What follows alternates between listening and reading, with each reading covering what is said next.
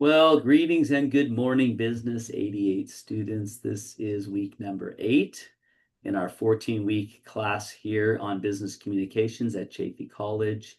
This week, we're going to be looking at negative messages. So last week, you looked at routine positive messages, and I believe that you did a memo, and I'll be grading those over the next couple of days. But your negative message, you're going to be following what's called the indirect strategy, and this is where you're going to deliver negative news, and that strategy is very important when it comes to delivering a negative message or a sensitive message to people. And basically what it means by indirect is you're not direct. So you're not telling them the bad news directly. You're being indirect about it, and there's a method for which you can follow to do that. And I'll explain that here in a few moments when we look at your assignment, your writing assignment. But make sure you read the chapter because it does explain a lot about writing a negative message and that you'll want to know. There's some things in there about apologizing and saying no and stuff like that that could be very helpful. But it also will lay out, again, how to do a negative message effectively in the business environment. So we'll take a look at what assignments that you're going to be looking at this week. So let me go ahead and go over here. Here we are on our home page in Canvas, and we are in module number 2. This is I believe, week number 3 in module number 2. Either way, it's week number 8 in the course. So here it is. I didn't publish it yet, but it will be published by the time that you are looking at it. Right here is a check-in assignment for chapter 8. I'm sorry, check-in assignment 8 for chapter 7. So there's going to be questions directly out of chapter 7 I want to draw your attention to. It will talk about the indirect strategy, and I'll explain that in a minute when I get to your writing assignment, but it'll explain it. So it's asking you questions about the indirect strategy. It asks you about having a buffer, what that means. So look those things up, answer those questions. It's very important. You have the PowerPoint as well, so review that. You have a quiz as well, so review that. And then you also have your discussion post that you started last week on the do's and don'ts, or actually 2 weeks ago before spring break, do's and don'ts of business writing. So you're continuing that for one more week. So you have 2 more weeks counting this one to complete that. So make sure you're doing that. And again, that's a multi-part assignment. You're not just going to go in and do it all at once. You need to make an initial list of business writing. You need to comment and view and comment on other students' lists. Then you need to make your final list. And by the way, in the business writing video that's also linked to that assignment, I go over the do's and don'ts of business writing, and I basically do your final list for you. So refer to that if you need to when you submit your final list. If you've already referred to it and that is now your initial list, then just repeat that for your final list, and I'm fine with that as well.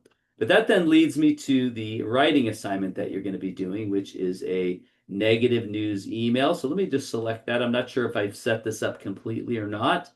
I did. It looks like I did. So basically what you're going to be doing here is you're going to be drafting an email, let's see, it's a high-tech startup company called Minx, and they're basically going to be it fell off the fast track, and so basically they're getting close to filing bankruptcy. They're going to need to get rid of some of the perks that the employees have been enjoying over the past couple of years because things aren't doing so great. So you're to write an email to all of your employees letting them know that these perks are ending, and that's kind of the idea. You're going to be saying goodbye to gourmet meals and other perks. So your job then is to generate a negative news email following the indirect strategy. Now, what that basically means is this, that when you're giving a negative news message, you should always start with a buffer of some sort. It's some kind of neutral statement or even some form of praise or adoration to your employees. It could be something like, as you know, we always need to keep an eye on our costs. In every business, or else they'll go under, something along the lines that your employees go, yeah, I get it. I understand. It's a neutral buffer preparing them for what's coming, but not revealing anything negative yet. And that's the idea of the indirect strategy. You start with a buffer. Secondly, you give them all the reasons for the negative news. Now, the negative news in this case is no longer having these perks and these gourmet meals. So don't say that right away. tell them what's going on in the company that's going to lead to that. So give them all the reasons why you're going to tell them some negative news next, but don't tell them the negative news yet. You're waiting. That's what we mean, indirect strategy. Give them all the reasons first. Then, after you've given them all the reasons, then deliver the negative news. Because of all these things, we're going to have to end our purpose. And that's what we call the indirect strategy. And then you want to end with a courteous close that continues positive relationship, because now you've given them something negative. You don't want them to leave on a negative note. So give them something positive, relational, that can help kind of overcome maybe some of their disappointment with the new policy. So that's what you're going to be doing. So follow that format. Start with the buffer, continue with all the reasons for the negative news, then deliver the negative news, then your courteous close.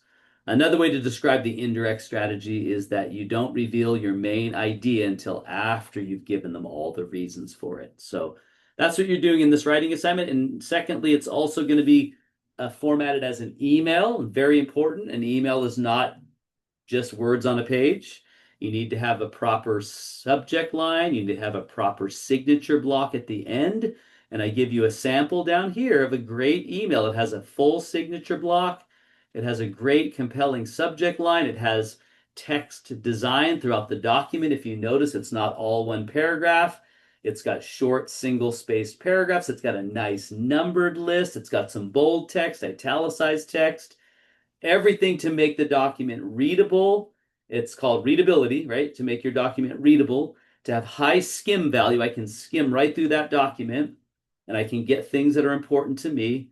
And that's what we call by making your document more readable. And you have 50% of your grade is going to be on how your document looks, as we covered in the business writing video. So this is a great example of how you should make your email look.